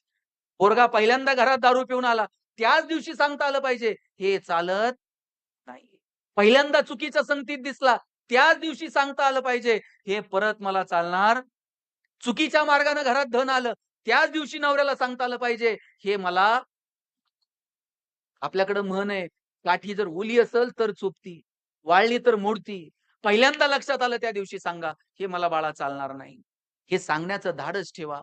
पोरं उद्योगात, व्यवसायात, व्यापारात आली पाहिजेत. त्याच्यासाठी प्रयत्न करा. त्यांच्या डोक्यात फक्त एकच पेरलंय, नोकरी, नोकरी, नोकरी. काय परिस्थिती हो? आमच्याकडे एक बाग आहे आणि त्या बागेमध्ये 1 क्लर्कची जागा भरायची होती आणि एका क्लर्कच्या जागेसाठी 1000 पोरांनी ॲप्लिकेशन केलं. साहेब मला सांगा, जागा 1 आहे आणि 1000 पोरांनी ॲप्लिकेशन केलंय. किती जणांना नोकरी मिळेल हो? हां? जागा 1 आहे. 1000 पोरांनी ॲप्लिकेशन केलंय. किती जणांना नोकरी मिळेल? तुम्ही जागे आहेत का? एकालाच मिळणार आहे. बाकीचे 999 घरी जाणार आहेत. एका पोराचं सिलेक्शन झालं. त्याला अपॉइंटमेंट लेटर साइन करून मिळणार. त्याच वेळेला बागेतला शिपाई पळत आला. म्हणला, "काही करा, याला नोकरी देऊ नका." म्हटले काय झालं? म्हणले बागेतलं गोरिला माकड गेलंय. बागेत जर गोरिला नसेल, तर लोकं कशी येतील? लोकं आली नाही, तर याचा पगार करायचा कशातनं? काही करा पण याला नोकरी देऊ नका. त्या पोरानं बागेतल्या मॅनेजरचे पाय पकडले. म्हणला, "साहेब, मी पडेल ते काम करेल, पण नोकरी तेवढी द्या. तोंडातला घास असा काढू नका." त्या पोरानं बागेतल्या मॅनेजरचे पाय पकडले. सांगितलं, "साहेब नोकरी द्या, काहीही करा." मॅनेजर म्हणला, "पाय सोड, तुला नोकरी क्लर्कची देतो. फॅसिलिटीज क्लर्कच्या देतो. पण जोपर्यंत बागेत गोरिला येत नाही, तोपर्यंत तुला काम मात्र गोरिलाचं करावं लागेल." पोरगा म्हटला, "पगार आहे ना." मग गोरिला तर गोरिला. रोज यायचा, गोरिलाचे कपडे घालायचा, पिंजऱ्यात जाऊन उभा राहायचा. लोकं यायची, शेंगा-बिंगा खायला घालायची. म्हणला, "मजा आहे. पगार चालू आहे. डेली अलाउन्स पण सुरू आहे." म्हटलं. एक दिवशी कॉलेजच्या पोरापोरींची ट्रिप आली. कॉलेजच्या पोरापोरींकडे बघून हे जोरजोरात उड्या मारायला लागलं आणि उड्या मारता मारता चुकून वाघाच्या पिंजऱ्यात जाऊन पडलं. तर वाघाच्या पिंजऱ्यात पडल्यावर म्हटलं, नोकरी गेली तरी चालेल, जीव वाचला पाहिजे. जीव वाचावा म्हणून हे जोरजोरात ओरडायला लागलं. याच्या आवाजानं झोपलेला वाघ जागा झाला. चवताळून याच्या अंगावर धावून आला आणि हातावर हात ठेवून म्हणला, "ओरडू नको, नाहीतर दोघांची नोकरी जाईल." नंतर कळलं गोरिलाच्या भूमिकेत बी-एस-सी झालेलं होतं, वाघाच्या भूमिकेत एम-एस-सी झालेलं होतं. शिक्षणातनं आम्ही स्वाभिमानी होणं अपेक्षित आहे, की स्वाभिमान शून्य होणं अपेक्षित आहे? शिक्षणातून आम्ही स्वाभिमानी झालं पाहिजे. आम्हाला आमच्या गुणवत्तेवर, आम्हाला आमच्या कौशल्यांवरती विश्वास असला पाहिजे. आणि म्हणून मी तरुणांना विनंती करणार आहे, की बाबांनो आपल्याला जर आपली स्वप्न पूर्ण करायची असतील, तर आपण आपली कौशल्य विकसित केली पाहिजेत. आपल्याला पिकवता येतं. ग्रामीण भागातली आपण माणसं आहोत. शेतकऱ्याच्या कुटुंबात आपण लहानाची मोठी झालेली इथं बहुतांशी आपण सगळेजण आहोत. आपल्याला शेतीची पार्श्वभूमी आहे. आपल्या शेतकरी बापाला कष्ट करता येतात, घाम गाळता येतो, त्याला पिकवता येतं. पण दुर्दैवानं आपल्याकडं विक्रीचं कौशल्य मात्र नाही. मग तरुण पोरांनी ते विक्रीचं कौशल्य जर आत्मसात केलं, तर स्वप्नांचा आणि वास्तव्याचा मेळ लागेल आणि तर आम्हाला मार्केट काय ते समजू शकेल. विक्रीची कौशल्य आपण आत्मसात करायला नको. ₹4, ₹5, ₹10 किलोनं बटाटे विकत आणतो आणि वेफरचं एक पॅकेट किती रुपयाला आणतो? हां, ₹5 ला. ₹5 वेफर्सच्या पॅकेटमध्ये किती वेफर्स असतात? 5. बाकी सगळी हवा. पैसे हवेचे आहेत साहेब. आपल्याला हवा करता आली पाहिजे. आणि हवा कशानं होते? रील्स, स्टेटस, Facebookवरच्या फोटोला किती लाइक्स आणि किती कमेंट्स याच्यातनं हवा होते? यातली हवा फार काळ टिकत नाही. हवा होते ती तुमच्या ज्ञानाची, हवा होते ती तुमच्या कर्तृत्वाची, हवा होते तुमच्या जिद्दीची, तुमच्या मेहनतीची, तुमच्या यशाची आणि त्यासाठी लागतात अपेक्षित ती कौशल्य. ती कौशल्य आम्हाला आत्मसात करता येतील का? सचिन तेंडुलकर क्रिकेटच्या क्षेत्रात जगाचा बाप झाला. मैदानावरती जेव्हा पहिल्यांदा उतरला, एक मॅचचा प्रसंग आहे, बॉलरनं बाउन्सर टाकला आणि थेट सचिनच्या तोंडावर येऊन आदळला. चेहरा रक्तबंबाळ झाला. लोकांना वाटलं आता स्ट्रेचर बोलवतील आणि पॅव्हलियनमध्ये घेऊन जातील. सचिननं तसंच तोंडावरती पाणी मारलं, बॅट अशी आदळली आणि म्हटला, "मैं खेलेगा." आणि त्या दिवशी जो दटून मैदानावर उभा राहिला, आज भारतरत्न सचिन तेंडुलकर. भारत आणि ऑस्ट्रेलिया मॅच सुरू होती. भारताला 47 धावांची गरज होती जिंकायला. जगाला वाटत होतं, जोपर्यंत सचिन क्रीजवर आहे, तोपर्यंत मॅच जिंकली जाईल. ब्रॅड हॉकच्या एका चेंडूवर सचिनची विकेट पडली आणि भारताला मॅच गमवावी लागली. ब्रॅड हॉक नवीनच संघात आलेला होता ऑस्ट्रेलियाच्या. सचिनकडे गेला पॅव्हलियनमध्ये आणि म्हटला, "या चेंडूवर मी तुझी विकेट घेतलीये. तू जगातला सगळ्यात महान फलंदाज आहेस. हा चेंडू आयुष्यभर मी माझ्या इथे जपून ठेवील. मला तुझी ऑटोग्राफ देशील?" सचिननं त्याच्या पाठीवर थाप मारली, त्याला ऑटोग्राफ दिली आणि त्या ऑटोग्राफच्या खाली सचिनने एक वाक्य लिहिलं. ते वाक्य होतं, "it will never happen again." परत असं कधीच घडणार नाही. ह्याला आत्मविश्वास म्हणतात. एकदा झाली असेल चूक, पण आता ही चूक परत कधीच होणार नाही. उगाच माणसं मोठी होत नाहीत हो. आज अमिताभ बच्चन साहेब 84-85 वय असेल. आता तुम्ही जसे निवेदन करत होतात ना, निवेदक पदाची नोकरी मिळावी म्हणून बच्चन साहेब आकाशवाणीमध्ये इंटरव्ह्यूला गेले होते. आणि आवाज चांगला नाही म्हणून बच्चन साहेबांची नोकरी नाकारली होती. आवाज चांगला नाही म्हणून ज्याची नोकरी नाकारली, ते बच्चन घरी जाऊन रडत बसले असते. पण हा माणूस रडत बसला नाही, लढत राहिला, टिकून राहिला आणि आज आवाज चांगला नाही म्हणून ज्याची नोकरी नाकारली, तेच बच्चन आवाजाच्या जोरावर बॉलिवूडचा शहेनशाह बनून मिरवतो. काय करियर केलं या माणसानं. आजही तुम्ही टीव्ही लावा. 10 मिनिटाला बच्चन टीव्हीवर आहे की नाही? कौन बनेगा करोडपती मधून पैसे कमवायला लावतंय. मिळवलेल्या पैशातून कल्याण ज्वेलर्समध्ये जाऊन सोनं खरेदी करायला सांगताय. बरं खरेदी केलेलं सोनं मुथूट फायनान्समध्ये टाकून कर्जही तेच काढायला लावताय. आणि साहेब कर्जाचे हप्ते फेडता नाही आले तर नवरत्न तेल पण त्याच्याकडेच आहे. थंडा थंडा कुठं नाही बच्चन मला सांगा. काय शिकायचं? मी एक क्षेत्र तुम्हाला सांगत नाही. तुम्ही उद्योग, कला, क्रीडा, साहित्य, राजकारण, समाजकारण अशी अनेक क्षेत्र तुमच्यासाठी खुली आहेत. ज्या क्षेत्रासाठी तुम्ही स्वतःला झोकून देऊ शकता. आणि म्हणून ठरवूयात ना, आमच्यामध्ये नेमकं काय चांगलंय. काळ आणि वेळेनुसार बदलूयात. परिवर्तन हा निसर्गाचा नियम आहे. जी माणसं काळ आणि वेळेनुसार बदलत राहिली, ती माणसं टिकून राहिली. त्या यंत्रणा टिकून राहिल्या. त्या व्यवस्था टिकून राहिल्या. ज्यांना काळ आणि वेळेनुसार बदल करता आले नाहीत, कौशल्य विकसित करता आले नाहीत, ती लोकं नाही टिकली. आता माझ्या वयाची जी माणसं येत आहेत, मला सांगा, आपण आपल्या आयुष्यामध्ये पहिला फोन कोणत्या कंपनीचा वापरला होता? Nokia 3310, 1100, 1600, 2600. आता Nokia बाजारात आहे का हो? का नाहीये? Android टेक्नॉलॉजी Nokiaनं स्वीकारली नाही. Nokia बाजारात टिकू शकलं नाही. मला आठवतंय एक जमाना होता, "दादा हा कॅमेरा कोणत्या कंपनीचा आहे?" Sony. आता मोस्टली Sony आहे, Panasonic आहे, Nikon आहे. आता Kodakचा कॅमेरा दिसतो का? आता Kodakचा कॅमेरा नाही. आणि एक काळ कुणाचा होता? साहेब Kodak सोडून दुसरा कॅमेरा नव्हता बाजारात. इथे जे ज्येष्ठ मंडळी बसलेत ना, तुम्ही यांचे सगळ्यांचे लग्नाचे अल्बम चेक करा. 100% Kodak. बरं त्यात 36च फोटो निघायचे. रोल असायचा. नवरा-नवरी हार घालायला आणि फोटोग्राफरचा रोल संपायला. आणि ते नवरदेव कितीही दिवस मागे लागला ना फोटोग्राफरच्या, "अल्बम दे, अल्बम दे." ते फोटोग्राफर हवेच.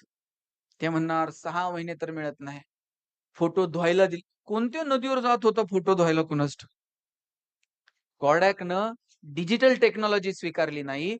Kodak टिकू शकलं नाही. Nokiaनं Android टेक्नॉलॉजी स्वीकारली नाही. Nokia टिकू शकलं नाही.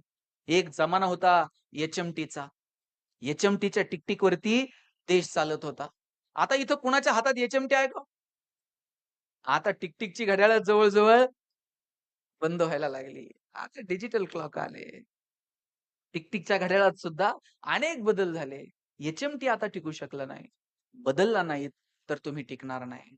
मला आठवतंय रविवारी 4 वाजता मराठी पिक्चर लागायचा टीव्हीला. तुम्हाला आठवत असेल धूम-धडाका, थरथराट, लक्ष्मीकांत बेर्डे, अशोक सराफ आणि मध्येच एक जाहिरात लागायची. माझा दावा आहे, माझ्या वयाचे जे आहेत, त्या सगळ्यांची ही जाहिरात पाठ असणार. लाईफ बॉय है जहां बघा आला का नाही आवाज बरोबर. तंदुरुस्ती है वहां. आणि लाईफ बॉयच्या जाहिरातीमध्ये सर फुटबॉल खेळणारी पोरं दाखवलेली होती. बरं भारतात कधीच फुटबॉलची क्रेज नव्हती. भारतामध्ये जनरली क्रिकेटची क्रेज होती. पण विचारायचं कोणी? लाईफ बॉयला. लाईफ बॉयची मोनोपोली होती. लोकं दुकानात जाऊन साबण द्या नव्हती म्हणत. लाईफ बॉय द्या म्हणायची. एवढा रुबाब होता लाईफ बॉयचा. पण त्यानंतर लक्स मार्केटमध्ये आला. राजा हिंदुस्थानी पिक्चर हिट झालेला. करिश्मा कपूर एकदम फॉर्ममध्ये होती. लक्सनं करिश्माला ब्रँड अँबॅसेडर केलं. आता लक्सनं करिश्माला ब्रँड अँबॅसेडर केल्यावर फुटबॉल खेळणाऱ्या पोरांकडे कोण बघतंय का? लक्सनं मार्केट कॅप्चर केलं. लाईफ बॉयला कळलं, आता जर मार्केटमध्ये टिकायचं असेल, बदल करावा लागेल. लाल रंगाचा ठोकळा साबण उपयोगाचा नाही. त्यांनी तो लाल रंगाचा साबण बाजूला केला आणि गुळगुळीत लाईफ बॉय गोल्ड नावाचा साबण बाजारात आणला. आता लाईफ बॉय गोल्डची जाहिरात कोण करत होतं? आता फुटबॉल खेळणारी पोरं नाहीत. आता कॉम्पिटिशन करिश्मा कपूर सोबत होती. लाईफ बॉय गोल्डची जाहिरात करत होता कॉलेजचा एक तरुण मुलगा आणि मुलगी. मुलगी गाडीवरनं उतरते, रागात निघून जाते. मुलगा विचारतो काय झालं? मुलगी सांगते पसीने की बदबू से परेशान.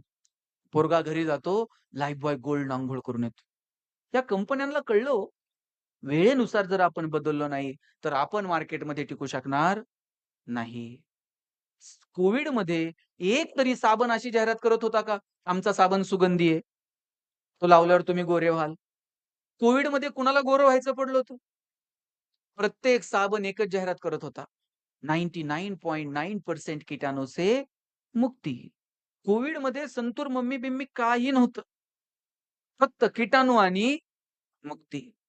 आणि साहेब मला मोती साबणाचं गणित अजून समजलेलं नाही. ते मोती वर्षभर कुठं असतंय काय माहीत? ते दिवाळीलाच येतंय. वर्षभर झोपतंय. दिवाळीला म्हणतोय उठा, उठा. मोती साबणानं अंघोळ करायची त्यानं ठरवून घेतलंय. वर्षभर कुणाला काय मस्ती करायची ते करू दे. आपलं मार्केट दिवाळीला.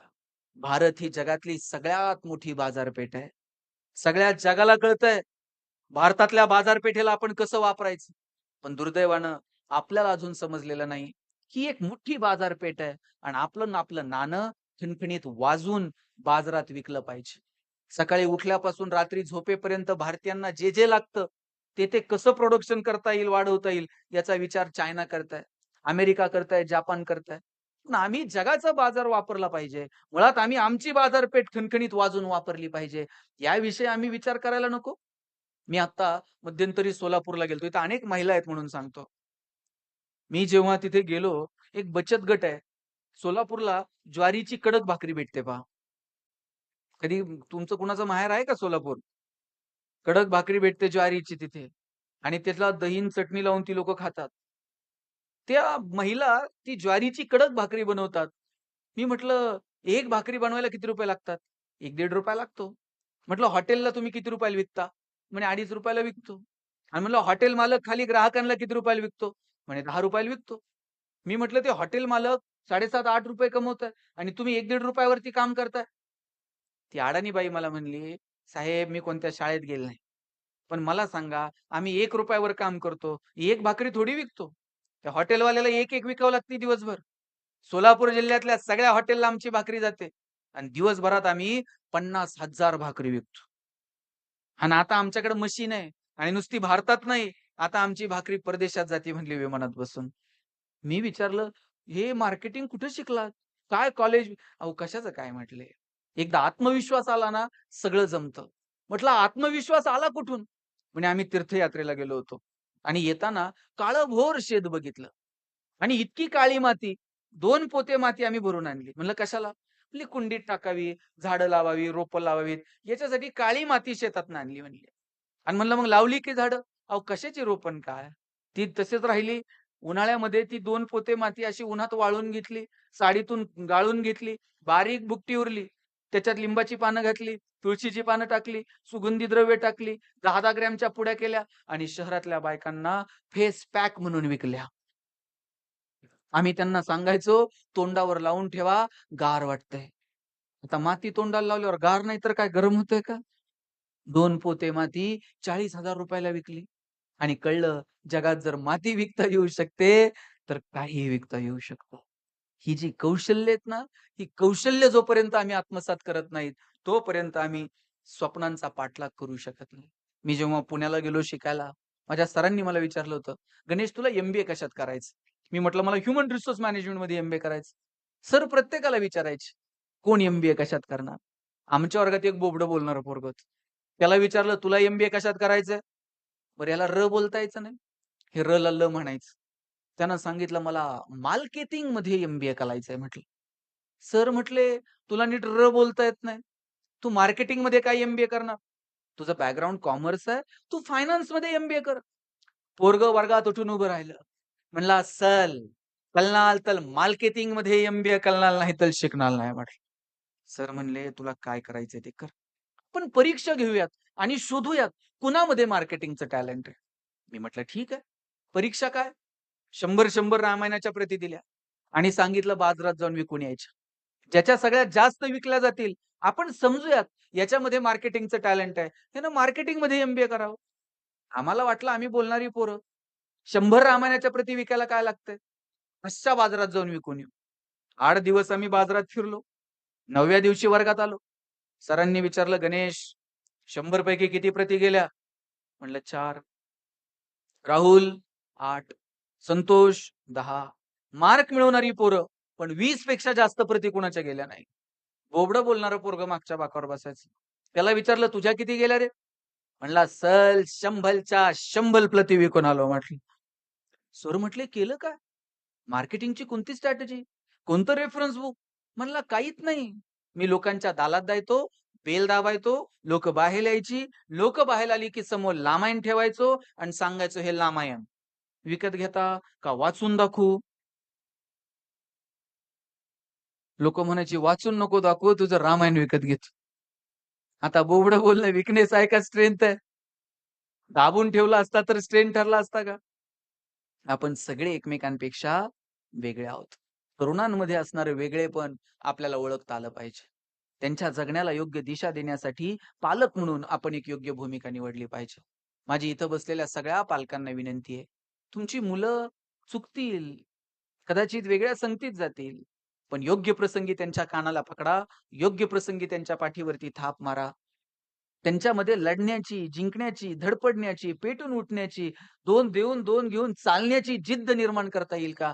यासाठी प्रयत्न करा. यश, अपयश, संकट प्रत्येकाच्या वाट्याला येतात. कुणाच्या वाट्याला आलेली नाहीत.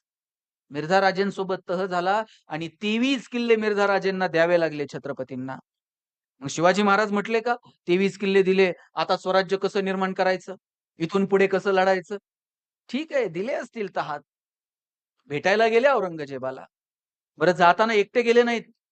एवढ्या-एवढ्याशा संभाजी राजांना सोबत घेऊन गेले. आता मधला जो प्रवास आहे, या मधल्या प्रवासामध्ये शिवाजी राजांचं आणि संभाजी राजांचं काही तर बोलणं झालं असेल की नाही? काय बोलले असतील शिवाजी राजे संभाजी राजांना? स्विस बँकेत आपलं अकाउंट आहे. पासवर्ड सांगतो. पुण्यात आपले 2 फ्लॅट आहेत. काय बोलले काय असतील? शिवाजी राजांनी सांगितलं असेल, "शंभूराजे, आत्तापर्यंत तुम्ही जिंकणं बघितलं. आत्तापर्यंत तुम्ही यश बघितलं. आयुष्यातला संघर्ष सुद्धा जवळून बघा. चला आमच्या सोबत." घेऊन गेले. तिथं गेल्यानंतर औरंगजेबानं संभाजी राजांना एक हत्ती भेट म्हणून दिला आणि थोडीशी गंमत करावी म्हणून दिलेर खान म्हटला, "शंभूराजे, आप इतने छोटे हो और हाथी इतना बड़ा है. इस हाथी को आप महाराष्ट्र में कैसे ले जाओगे?" एवढे-एवढेसे संभाजी राजे दिलेर खानाच्या डोळ्यात डोळे घालून सांगतात, "ये तो जानवर है. बैठ कर जाएंगे. नहीं आया तो खींच कर ले जाएंगे. लेकिन हमारे आबा साहब ने जो आपको किले दिए हैं, वो तो अभी महाराष्ट्र में है. उन्हें आप आगरा कैसे ले आओगे?" एवढे-एवढेसे शंभूराजे, पण माहित होतं आता तहात दिलेत. गेल्यावर घेऊ की परत एक-एक. लढणं काय असतं, पेटून उठणं काय असतं, या मातीकडनं जगानं शिकावं. दत्ताजी शिंदे तर असं रक्ताच्या थारोळ्यात कोसळलेले होते. मानेवरती तलवार ठेवली आणि विचारलं, "क्यों पाटील और लढोगे?" आणि त्याही अवस्थेत दत्ताजी शिंदे म्हटले, "क्यों नहीं? बचेंगे तो और भी लढेंगे." ही जी जगण्याची खुमखुमी आणि उर्मी आहे ना, ती आपल्याला आपल्या लेकरांमध्ये निर्माण करता येईल का? मी पुन्हा-पुन्हा सांगतो, आपण जसं सांगू तसं मुलं वागत नाहीत. आपण जसं वागू तसं मुलं वागतात. निव्वळ सांगण्यातनं आदर्श निर्माण करता येत नाहीत. सांगण्याबरोबर आदर्श निर्माण करण्यासाठी आपलं वर्तन तसं असावं लागतं. आपण पोराला सांगायचं, व्यसन करू नये आणि आपणच परत पोराला सांगायचं, "जा जरा चुलीवर सिगारेट पेटवून आण." पोरगं असं येतंय बापाकडे जसं ऑलिम्पिकची ज्योत घेऊन आलंय. बाप कानातनं धूर काढतोय. सगळ्या शाळेत सांगतो, "जादूगार बाप आहे, कानातनं धूर काढ." आपण काय पेरायचं ठरवलंय? आपल्या विषयी येणाऱ्या पिढ्यांनी काही सांगावं, असा आदर्श आपल्याला निर्माण करता येईल का? हे शरद भाऊ अरुणांना सांगतील पुढच्या पिढ्यांना, आमचे वडील असे होते, आमचे आजोबा असे होते. आज आपली जबाबदारी आहे. आपण काय कर्तृत्व करायचं? आपली सगळ्यांची जबाबदारी. येणाऱ्या पिढ्यांनी आपल्याविषयी काय सांगावं? येणाऱ्या पिढ्यांनी आपल्याविषयी काहीतरी सांगावं, असं कर्तृत्व निर्माण करता येईल का? मी पुन्हा-पुन्हा सांगतो, गहू पेरून ज्वारी उगवत नाही. ज्वारी पेरून हरभरा उगवत नाही. आपण जे पेरणार तेच उगवणार. आयुष्यात कुणाच्या बापाला घाबरू नका. घाबरायचं तर स्वतःच्या कर्माला घाबरा. कारण कर्म कधी ना कधी वसुलीला येतं आणि एकदा का कर्म वसुलीला आलं, मग कुणाचाच वशिला चालत नाही. आमच्याकडे गावात एक वाडा आहे आणि वाड्यात पाटील जे पाटलांची तब्येत जरा जास्त झालीये आणि डॉक्टरांनी सांगितलंय, "जरा चालत जा, थोडंसं वजन कमी करा." आणि मग खाली येता येत नाही जिन्यानं. वरतीच गॅलरीत फिरत असतात. बरं ते पाटील वर गॅलरीत फिरायला आले. गावातलं एक लहान पोरगं खाली येतंय वाड्याच्या आणि वर बघणार पाटलाकडे आणि म्हणणार, "पाटील, जिवंत आहे तोवर काय नाही. गेल्यावर कसं करायचं? 4 लोकांना तर पाटील झपल का? बरं काय याला गरज आहे का मला सांगा? ते त्याच्या टेन्शनमध्ये एरझऱ्या घालतंय. याला काय घेणं आहे? पण हे नेमकं पाटील आले का ह्याचं खाली तिथं येणार आणि 4 लोकांना पाटील झपल म्हणले, "याला वर घ्या." कोंडून ठेवलं पोरगं. वडील पळत आले. म्हणले, "पाटील, पोराला का कोंडलं?" म्हणले, "हे संस्कार केले का? मी माझ्या टेन्शनमध्ये एरझऱ्या घालतोय. हे खालून वर माझ्याकडे बघतंय आणि म्हणतंय गेल्यावर कसं करायचं आणि 4 लोकांना झेपतंय का?" बाप म्हणला, "पाटील, गेल्यावर कुठं संवेदना जाग्या असतात का? नाही 4 लोकांना झेपलं ना, हातपाय तोडून असं सुट्ट-सुट्ट करून घेऊन जाऊ" म्हटलं. पाटील म्हणले, "लेकराची चूक नाही. हे बेणं खराब आहे" म्हणले. आज्जा पळत आला. म्हणले, "काय झालं?" "पाटील, पोराला का कोंडलं? नातवाला का कोंडलं?" म्हणले, "हे संस्कार केले का? अरे तुझा नातू म्हणतोय 4 लोकांना झेपतोय का आणि तुझं पोरगं म्हणतोय हातपाय तोडून नेऊ." आज्जा म्हणला, "पाटील, गेल्यावर रुपया वर जात नाही. कशाला शरीराची विटंबना करता? वाड्यालाच काडी लावून टाकू म्हणला जे होईल ते. तुम्ही जे पेरणार आहात, ते उगवणार आहे. काय पेरायचं ते ठरवा. आई-वडील म्हणून लेकरांच्या समोर चांगले आदर्श निर्माण करा. आणि माझी लेकरांना विनंती आहे, तुम्ही पाहिलेली स्वप्न पूर्ण करत असताना तुमच्या आई-वडिलांनी तुमच्यासाठी घेतलेली कष्ट, याला मात्र कधी विसरू नका. इथं जी तरुण पोरं बसलेली आहेत, काय अपेक्षा आहे रे तुमच्या वडिलांची तुमच्याकडनं? एकदा पोरगा खांद्याला आला आणि बापाची चप्पल पोराच्या पायाला यायला लागली. बाप रागवत नाही, बाप ओरडत नाही, बाप मारत नाही. अशा वेळेला वडिलांच्या डोळ्याची भाषा तुम्ही समजून घेतली पाहिजे. काय अपेक्षा असते? वडिलांची अपेक्षा नसते, पोरानं दररोज 10,000-5,000 माझ्या हातात आणून टेकवावेत. वडिलांची अपेक्षा असते, पोरानं एवढं मोठं कर्तृत्व करून दाखवावं, की एक दिवस असा आला पाहिजे, की लेकराच्या नावानं आई-बापाची ओळख झाली पाहिजे. आता तुमची ओळख काय आहे? अमुक-अमुक यांचा मुलगा, अमुक-अमुक यांची मुलगी. पण एक दिवस असा आला पाहिजे, लोकं म्हटले पाहिजेत, "ते कलेक्टर साहेब आहेत ना, त्यांची आई आहे बरं का. ते डॉक्टर साहेब आहेत ना, हे त्यांचे बाबा आहेत बरं का." ज्या दिवशी आपले आई-वडील आपल्यासाठी टाळ्या वाजवतील, याच्यापेक्षा काय यश आणि कुठला आनंद असतो आयुष्यामध्ये? आणि इथं काही तरुण मुली पण बसलेल्या आहेत. माझी विनंती आणि इथं माता पण बसलेल्या आहेत. माझी विनंती आहे, तुम्ही तुमच्या लेकींना शिकवा, तुम्ही तुमच्या पोरींना शिकवा. आपल्या डोक्यात असतंय चांगली जागा आली, उडून टाकू, चला ₹2 खर्च करू. कुठं पोरीच्या शिक्षणासाठी खर्च करता? इथे ज्या नोकरीला मॅडम आहेत यांना विचारा. महिना अखेरला जेव्हा यांच्या मोबाईलवर मेसेज येतो ना, क्रेडिटेड, काय कॉन्फिडन्स असतो जगण्यात. पोरगी स्वतःच्या पायावरती उभी राहिली पाहिजे, आर्थिकदृष्ट्या सक्षम राहिली पाहिजे. यासाठी तिला प्रेरणा द्या, तिला मोटिव्हेट करा.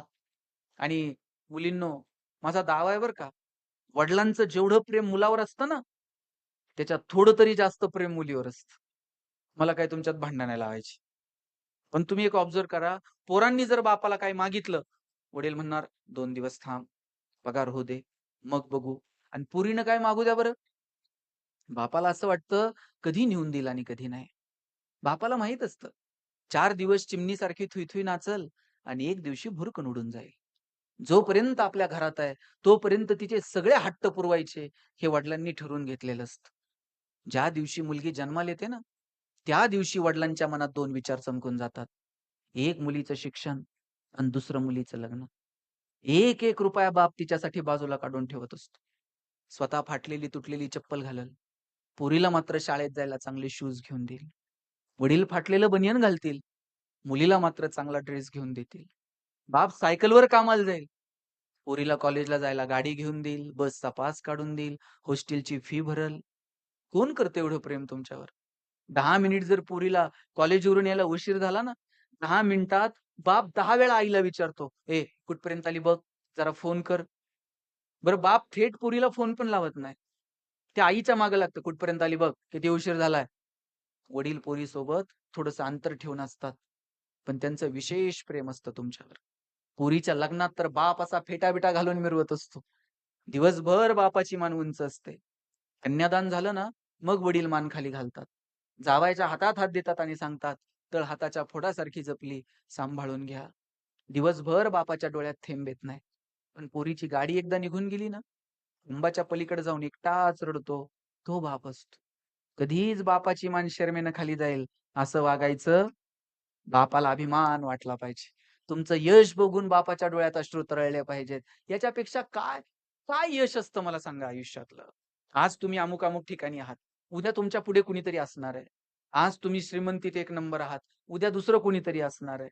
आज जिथे आपण आहोत त्याच्या पुढे उद्या दुसरं कोणतरी असणार आहे. माझ्या दृष्टीनं माझी तरुण मित्र-मैत्रिणींना सांगणं आहे, ज्या दिवशी तुमचे आई-बाप तुमच्यासाठी टाळ्या वाजवतील, ज्या दिवशी तुमच्या जगण्याचा त्यांना हेवा वाटेल, याच्यापेक्षा काय सुंदरता असू शकते आयुष्यातली? आणि तुमची प्रगती बघून आनंद मानणारी किती माणसं आजूबाजूला आहेत तुमच्या? तुम्ही एखादं यश संपादन केलं आणि खरोखर आनंद झाला, अशी किती माणसं आहेत हो आजूबाजूला? साहेब मोजकी माणसं आहेत. त्यात एक तुमची आई आहे आणि एक तुमचा बाप आहे. छोटीशी गाडी घ्या. बाप सगळ्या मित्रांना सांगतो, "पोरांनो गाडी घेतली हो. आम्ही सायकलवर फिरायचो." तुम्ही छोटंसं घर बांधा. बाप सगळ्या मित्रांना सांगतो, "पोरांनो बंगला बांधला हो. आम्ही सपरात राहिलो, आम्ही पत्र्यात राहिलो." आणि तुम्ही 50 लाखाची गाडी घ्या, सगळ्या गावात पेढे वाटा. 4 जण तर तुम्हाला म्हणणार, "ते भरा, नाहीतर फायनान्सवाले घेऊन जातील." तुमच्या आनंदामध्ये आनंद, तुमच्या प्रगतीमध्ये आनंद मानणारी मोजकी माणसं या जगात आहेत. त्यात एक तुमची आई आहे आणि एक तुमचे वडील आहेत. आता एका मुलीचा इंटरव्ह्यू मी अ, ऐकत होतो. स्पर्धा परीक्षांचं केंद्र पण तुम्ही चालवतायत. तरुणांना मी पुन्हा-पुन्हा सांगतो, यश म्हणजे तुम्ही कोणतीही क्षेत्र, स्वप्न तुम्ही कोणत्याही क्षेत्रात बघा, पण झोकून द्या त्या स्वप्नांच्या प्रती. आणि नाही पूर्ण झाली, रडत बसू नका. आपण धडपडलो, आपण आनंद घेतला, आपण प्रयत्न केला, याचा अभिमान मात्र तुमच्यामध्ये कायम राहायला पाहिजे. एक मुलगी तिनं ग्रॅज्युएशन कंप्लीट केलं आणि वडील म्हटले, की आता लग्न करून टाकू. आई-वडील आईकडे गेली, वडिलांकडे गेली. म्हणले, "बाबा लग्न तर तुम्ही करणारच आहेत माझं. पण मला फक्त 2-3 वर्ष द्या. ग्रॅज्युएशन झालंय. मला स्पर्धा परीक्षांचा अभ्यास करायचा आहे. पुण्यामध्ये मी जाते." सुविधा नव्हती ग्रामीण भागामध्ये. पुण्यात जायचं ठरवलं. वडील म्हणले, "बाळा, पुण्यात राहायचं म्हणलं तर ₹2,000-4,000 लागतील आणि महिन्याला एवढे पैसे पाठवायची माझी ऐपत नाही. बाबा काही करा. तुम्ही पाठवाल तेवढ्यात मी भागवल, पण मला 2-3 वर्ष द्या." वडिलांनी ऐकलं. पोरीला पुण्यात पाठवलं. तिनं तिच्या इंटरव्ह्यूमध्ये सांगितलं, "माझ्या घरात कुणी शिकलेलं नव्हतं. ग्रॅज्युएशन करणारी मी पहिली पोरगी होती आमच्या खानदानात आणि जेव्हा मी गेले शिकायला, एकर दीड एकर आमची शेती, ती जिराईत. कधी पीक सापडतंय, कधी सापडत नाही. कधी पीक आलं तर भाव नाही, कधी भाव आहे तर पीक नाही. ₹3000 माझा बाप मला पुण्याला पाठवायचा आणि ₹3000 महिन्याला पाठवणं माझ्या दृष्टीनं सोपी गोष्ट नव्हती. माझ्या आई-वडिलांच्या दृष्टीनं सोपी गोष्ट नव्हती. 3000त भागवायचं कसं? क्लासची फी भरायची, का पुस्तकं विकत घ्यायची, का मेसचे पैसे द्यायचे, का खोलीचं भाडं भरायचं. 2 टाईमाची मेस लावायची सुद्धा ऐपत नव्हती. दुपारचा वेळ वाया घालवायचा नाही अभ्यासाचा म्हणून दुपारचा डबा यायचा आणि संध्याकाळी पोरी-पोरी खोलीवरती बसून स्वयंपाक करून आम्ही खायचो. कितीतरी प्रलोभनं होती. आजूबाजूला राहणारी पोरं-पोरी दर रविवारी इकडं-तिकडं कुठेतरी फिरायला जायची. पण ज्या वेळेस असं वाटायचं, की आपण चुकतोय, त्यावेळेस आईचा चेहरा आठवायचा, बापाचा चेहरा आठवायचा. बाप पोटाला चिमटा घेतो आणि माझ्यासाठी ₹3000 महिन्याला पाठवतो. 2-3 वर्ष अभ्यास केला आणि फर्स्ट अटेम्प्टमध्ये मी डी-वाय-एस-पी झाले आणि वडिलांना फोन केला, निकाल लागला. बोलता येत नव्हतं, डोळ्यात पाणी होतं. बाप शिकलेला नाही. वडिलांना फोन केला आणि म्हटलं, "बाबा, मी डी-वाय-एस-पी झाले." वडिलांना कळलं नाही. वडील म्हणले, "तू फौजदार का झाली नाही?" बापाला सांगू कसं? 4 फौजदार आता माझ्या हाताखाली काम करणार आहे.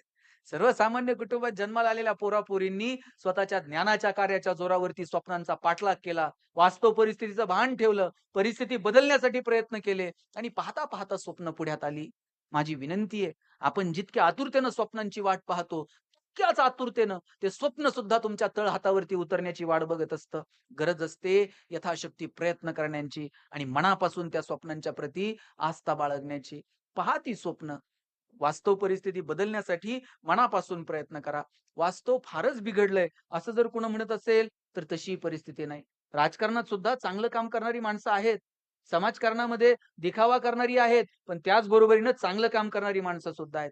साहित्यामध्ये कला, क्रीडा, संस्कृती कोणत्याही क्षेत्रात जा, चांगलं काम करणारी माणसं आजही आहेत आणि अशा माणसांच्या जोरावरती तर हे जग चालतं. अशा चांगल्या माणसांचे आदर्श आपण डोळ्यासमोर ठेवले पाहिजेत. आज तुमच्या हातांमध्ये माध्यम आहेत. विदिन अ सेकंद तुम्ही जगापर्यंत पोहोचता. किती जग जवळ आलंय हो. शेवटचे 5 मिनिट घेतो, जास्त वेळ बोलणार नाही. किती जग जवळ आलंय मला सांगा. एका क्लिकवरती सगळं येऊन थांबलंय. आता मला इथून जपानमधल्या पोराशी जपानीजमध्ये बोलायचंय. मला नाही येत जपानीज. साहेब मी मराठीत बोलेल आणि विदिन अ सेकंड ट्रान्सलेट होऊन त्याला जपानीजमध्ये ऐकायला जाईल. चायनामधला पोरगा चायनीजमध्ये बोलेल आणि विदिन अ सेकंड ट्रान्सलेट होऊन ते मला मराठीमध्ये ऐकायला येईल. इतकं तंत्रज्ञान बदलतंय. या तंत्रज्ञानाला कवेत घेण्याचा प्रयत्न आपण केला पाहिजे. अनेक क्षेत्र तुमच्यासाठी खुली आहेत. त्या क्षेत्रांकडं थोडंसं डोळे विस्फारून बघा. चौकटीच्या पलीकडे जाऊन काम करता येईल का? याची काळजी घ्या. निसर्ग, तरुणांनी स्वप्न बघताना ह्या विषय जेव्हा माझ्या डोळ्यासमोर आला, मी 5दा माझ्या जवळच्या तरुणांना विचारलं, "तुमची स्वप्न काय आहेत?" कुणी सांगितलं मला डॉक्टर व्हायचंय, कुणी सांगितलं मला इंजिनिअर व्हायचंय, कुणी सांगितलं मला गाडी घ्यायची, कुणी सांगितलं मला बंगला घ्यायचा आहे. मोजकी 2-3 पोरं भेटली, की ज्यांनी स्वप्नांमध्ये देशाविषयीची भूमिका मांडली. मोजकी 2-3 पोरं मला भेटली, की ज्यांनी थोडंसं सामाजिक भान ठेवून स्वतःची स्वप्न सांगितली. व्यक्तिगत स्वप्न प्रत्येकाची असतात. पण राजकीय, सामाजिक पातळीवरती आपण काही स्वप्नांचा विचार केला पाहिजे. चांगल्या पोरांनी राजकारणात आलं पाहिजे. राजकारणात यायचं म्हणजे सगळ्यांनीच निवडणुका लढवायच्या असं नाही. पण राजकीय, सामाजिक भान आपल्याला असलं पाहिजे. चांगलं काय, वाईट काय हे ठरवण्याचा विचार आपल्या मनामध्ये असला पाहिजे. त्यासाठी आपण एक सांस्कृतिक, सामाजिक, राजकीय चळवळ घडवण्याचं सामर्थ्य सुद्धा तरुणांनी अंगीकारलं पाहिजे. ती कौशल्य स्वतःकडे बाळगली पाहिजेत. मला जाताना इतकंच सांगायचंय, मोठी स्वप्न बघा आणि ती स्वप्न पूर्ण करण्यासाठी मनापासून प्रयत्न करता येईल का, याची काळजी आपण सगळ्यांनी घ्या. पालकांना विनंती करतो, की मुलांना मोठी स्वप्न बघू द्या. त्यांच्या बोटाला धरून चाला. कधीतरी त्यांच्या पाठीवर कौतुकानं थाप मारा. कौतुकही करा आणि कानालाही पकडा. नुसतंच कौतुक करूनही जमत नाही. फक्त एक भान ठेवा. कौतुक हे चार चौघात करायचं आणि दोष हे कानात सांगायचे. आपण उलट करतो. आपण चार चौघात दोष सांगतो आणि कौतुक कानात करतो. ताई, घरात पाहुणे आल्यावर पोराला नाव ठेवून उपयोग आहे का? आपण पाहुणे आल्यावर सुरू करतो. फारच बावळट आहे, मोबाईलच घेऊन बसतंय, जेवणातच लक्ष नाही. पाहुणा म्हणणार आहे का? फारच मूर्ख दिसतंय, मी घरी घेऊन जातो आणि सुधरून तुमचं तुम्हाला आणून देतो. ते आपलं आपल्याला सुधारायचंय. ते किती खोडकर असलं, पाहुण्याच्या देखत म्हणायचं, "आमचा दादा इतका हुशार आहे ना." दादा पाहुण्याच्याच पुढं पुस्तक घेऊन बसतंय का नाही बघा. आणि तुम्ही पाहुण्याच्या देखत म्हणून बघा, दादा बावळट आहे. दादा बाहेर जातंय, पाहुण्याच्या बुटात पाणी ओततंय, लेसला लेस बांधतंय. मग तुमची इज्जत घालवायची एक संधी दादा सोडत नाही. म्हणून योग्य ठिकाणी कौतुक करा, योग्य ठिकाणी कानाला पकडा. आणि तरुणांसाठी शेवटचा 1 मिनिट घेतो. 3 मुद्द्यांवरती आपल्याला परिवर्तन करावं लागेल. तुमच्या स्वप्नांचे बांध ठरवताना आपण खूप असं बांधून स्वप्न बघतो. ते ठरवू नका. आणि तुम्ही तुमची स्वप्न बघताना 3 गोष्टींना प्राधान्य द्या. 1 निसर्ग, 2 समाज आणि 3 अर्थकारण. निसर्गाकडे दुर्लक्ष करून चालणार नाही. तुमच्यापैकी कोरोना कुणी बघितलाय का? बघितला का? बघितला कुणीच नाही. पण कळला मात्र निसर्गाच्या समोर आपण फार छोटे आहोत. आज पाणी सुद्धा ₹20 लिटरनं विकत घेण्याची वेळ आली आहे. आठवून बघा साहेब, गुरामागं जायचं. दिवसभर जनावरं तिथं कुरणात चारायची आणि निघालं का गुराख्यानं नदीला जनावरांना पाणी पाजायचं आणि ज्या नदीला जनावरं पाणी प्यायची, त्याच नदीला गुराख्यानं गुडघे टेकवायचे आणि तोंड लावून पाणी प्यायचं. पाणी असं हातानं पुढं ढकलायचं आणि झऱ्याला तोंड लावायचं. आता एक नदी अशी आहे का हो, जिथं आम्ही गुडघे टेकून पाणी पिऊ शकतो? एक नदी आम्ही नीट ठेवली नाही. हवेचं प्रदूषण दिल्लीला अशा पातळीवरती जाऊन पोहोचलंय. दिल्ली गव्हर्नमेंटला मध्ये 4 दिवस शाळा बंद ठेवाव्या लागल्या हवेच्या प्रदूषणामुळं. एक दिवस असा येईल, आत्ता कार्यक्रमाला जाताना आपण आपली पाण्याची बाटली घेऊन जातो. एक दिवस असा येईल, दिल्लीला जायचंय ना, आपली ऑक्सिजनची टाकी घ्या. मुंबईला जायचंय ना, आपला सिलेंडर घेऊन निघा. नवीन-नवीन व्याख्यानाला गेलो, तांब्या असायचा, फुलपात्र असायचं. आता तांब्या आणि फुलपात्र राहिलंय का? आणि ठेवलं तर ते पाहुणा पिईल का? तांब्या आणि फुलपात्र आता फार तर सुपारी, साखरपुडा, लग्न समारंभ अशा विधींमध्ये आहे. आणि साहेब काही दिवसानं तिथं पण दिसणार नाही. गुरुजी सांगणार, "मुलाचे मामा बाटली घेऊन या." इथपर्यंत येऊ देऊ नका. झाडं लावली पाहिजेत, वाढवली पाहिजेत, टिकवली पाहिजेत. आम्ही झाडं लावतो की वाढदिवसाला. वाढदिवसाला झाड लावायचं, दुसऱ्या दिवशी पेपरला फोटो, तिसऱ्या दिवशी झाड गायब, चौथ्या दिवशी पेपर गायब. पुढच्या वाढदिवसाला खड्डा तोच असतो. झाड फक्त नवीन असतं. सकाळी कार्यकर्त्यांनी झाडं लावायची, दुपारी बकऱ्यांनी झाडं खायची, संध्याकाळी कार्यकर्त्यांनी बकऱ्या खायच्या. फिट्टमफाट. आम्ही कुणाला फसवायला निघालोय? निसर्गाला फसवता येणार नाही. म्हणून तुमच्या स्वप्नांमध्ये निसर्गाला जागा द्या. तुम्ही आलिशान बंगल्याचं स्वप्न बघा, पण हिरवळीमध्ये, झाडांमध्ये नटलेल्या बंगल्याचं स्वप्न बघता येईल का? दुसरी गोष्ट, समाज. कितीही प्रगती करा, पण सामाजिक स्वास्थ्य जर नीट नसेल, तर आपल्याला मोकळा श्वास घेता येणार नाही. एका वर्गात शिकणारी 50 पोरं 10वीतून बाहेर पडलो, माहीत नव्हतं हो कोण कोणत्या जातीचं आहे आणि कोण कोणत्या धर्माचं आहे. आता आम्ही आडनाव विचारून ठरवतो याच्या संग बोलायचं का नाही. इतकं सामाजिक स्वास्थ्य बिघडणार नाही याची काळजी घ्या. जोपर्यंत डोळ्यात प्रेम आहे, हृदयात वात्सल्य आहे, तोपर्यंत आपण माणसं आहोत. ज्या दिवशी डोळ्यातलं प्रेम संपलं, हृदयातलं वात्सल्य संपलं, त्या दिवशी समजायचं आपण माणूस उरलो नाही. सामाजिक स्वास्थ्य चांगलं असेल असं स्वप्न बघा. आणि तिसरा शेवटचा मुद्दा, अर्थकारण. कुणी जर तुम्हाला म्हणत असेल, ₹1 वर जात नाही, पैशाला कोंबडी खात नाही, पैशावाल्याला कुठं सुख आहे का? आणि त्याला कुठं रात्रीची झोप आहे का? हे असं म्हणणाऱ्याला म्हणायचं, हे सगळं तुझ्याकडेच ठेव. हे असलं सांगून तरुण पोरांना अकार्यक्षम बनवण्याचा धंदा कुणी करू नये. तरुण पोरांना सांगा, मजबूत अर्थकारण ठेवा, मजबूत पैसे कमवा. हां, आयुष्यभर एक वाक्य लक्षात ठेवा, "जुडून या धन उत्तम व्यवहारे." पैसे कमवायचे, मार्ग चांगला असला पाहिजे आणि चांगल्या मार्गाने मिळवलेल्या पैशांचा आनंदही घ्या. काहींना सगळ्या गोष्टीला वेळ आहे, पण आनंद घ्यायला वेळ नाही. इतके बिझी आहेत लोक. परवा तर एक जण मला म्हटला, "मी इतका बिझी आहे, मला श्वास घ्यायला वेळ नाही." म्हणलं, "सोडून दे. श्वास घ्यायला वेळ नाही? आम्ही जगतो कशासाठी?" म्हणून या सगळ्या गोष्टींचा मेळ घालून आम्हाला चांगली स्वप्न पाहता येतील का, याचा विचार करा. आणि शेवटचा 1 मिनिट, ज्या तरुणांची आर्थिक परिस्थिती बेताची आहे, पोरांनो रडायचं नाही, लढायचं. परिस्थितीच्या विरोधात बदलण्यासाठी लढत राहायचं. जी.डी. बापूंची ती चित्रफित बघत होतो. काय लढली हो ही माणसं. ज्यावेळेस तो धुळ्यातला खजिना लुटून ती सगळे निघाले, मागे वळून बघितलं आणि एक गोळी पायातून आरपार निघून गेली. तसंच पळत, पळत, पळत जिद्द काय, प्रेरणा काय आणि कुठल्या गोष्टीसाठी हे सगळं? कुठल्याही प्रकारची अपेक्षा न बाळगता इथल्या सर्वसामान्य माणसाला माणूस म्हणून जगता यावं आणि त्याला स्वातंत्र्याचा मोकळा श्वास घेता यावा, यासाठी ही सगळी माणसं धडपड करत राहिली. आता स्वातंत्र्य आपल्या हातात आहे हो. पण त्या स्वातंत्र्याचा उपभोग घेत असताना स्वातंत्र्याचा स्वाहाकार होणार नाही, स्वैराचार होणार नाही, याची काळजी घ्यायची. आणि ज्यांची परिस्थिती बेताची आहे, त्यांनी परिस्थितीच्या विरोधात लढायचं. जी परिस्थिती आहे, तिचा आनंद घ्यायचा आणि परिवर्तनासाठी झगडायचं. मी ज्या घरात लहानाचा मोठा झालो, सर माझं घर पत्र्याचं होतं आणि आमचा पत्रा असा होता, थोडी उडी मारली का पत्र्याला हात लागायचा. आम्ही आमच्या आईला म्हणायचो, "आई, सगळ्यांची घरं स्लॅबची, कॉलनीत आपलंच घर पत्र्याचं कसं?" आई म्हणायची, "तुझे वडील शिक्षक आहेत, म्हणून घर पत्र्याचं." म्हणलं, "शासनाचा जी-आर आहे का? शिक्षकांनी स्लॅबची घरं बांधायची नाही." ती म्हणायची, "कार्ट्या नशिबवान आहेस, पत्र्याच्या घरात जन्माला आला." मी म्हणायचो, "का?" ती म्हणायची, "बघ, घर गरम व्हायला लागलं का तुला कळतं, उन्हाळा सुरू झालाय. घर गळायला लागलं का तुला कळतं, पावसाळा सुरू झालाय. शेजारच्या स्लॅबच्या घरात उन्हाळा कळत नाही, पावसाळा कळत नाही. खास ऋतूंची ओळख व्हावी म्हणून भूगोल शिकवणाऱ्या तुझ्या बापानं असलं मॉडेल उभं केलंय" म्हणायची. लवंगी फटाकड्याचा पुडा जर आणला ना, अख्खी लड कधी एकखटी वाजवली नाही हो. एक एक फटाका सुट्टा करून वाजवण्यातली मजा काय असते, ती जवळून अनुभवली. वडिलांनी एक चॉकलेट आणलं ना, मोठ्या बहिणीच्या हातात द्यायचं आणि म्हणायचं, "गणेशन तू अर्ध-अर्ध करून खा." ताई चॉकलेटचे 2 भाग करायची. एक मोठा आणि एक ताई चॉकलेटचा छोटा भाग स्वतःला ठेवायची, मोठा भाग मला द्यायची. चॉकलेट छोटं होतं, पण आभाळा एवढा संस्कार करून गेलं. मोठ्या लोकांनी, मोठ्या गोष्टी, मोठ्या मनानं छोट्या लोकांना द्यायच्या असतात. पैसे नव्हते, पण मजा होती. जगण्यामध्ये आनंद होता. मला वाटतं तो आनंद घ्यायला विसरू नका. ह्या ज्येष्ठ मंडळींना विचारा, पगार आत्ता वाढले 6व्या आणि 7व्या वेतन आयोगानंतर. काय पगार होते हो?